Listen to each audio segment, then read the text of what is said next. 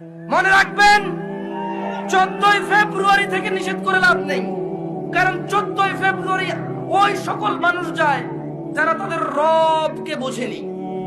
মনে রাখবেন আমি আজকে রবের সাথে পরিচয় করে দিয়েছি এদের।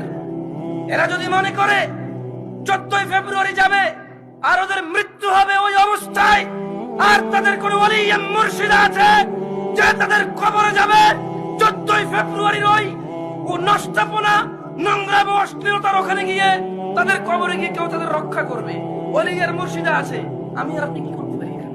দেখা যাবে সেদিন, যেদিন বিচার হবে, মানুষ আল্লাহর সামনে আসবে এককভাবে, একা একা।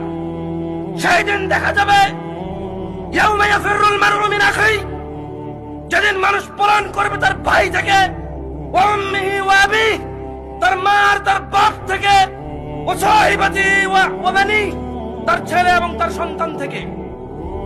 সেই দিন দেখা যাবে যে তার 14ই ফেব্রুয়ারি তার আইডলরা, তার সিনেমার নায়করা, তার রাতের আনন্দের গায়করা, তার চোখের সন্তুষ্টির গায়িকারা নায়িকারা তাকে কতটুকু উপকার করে।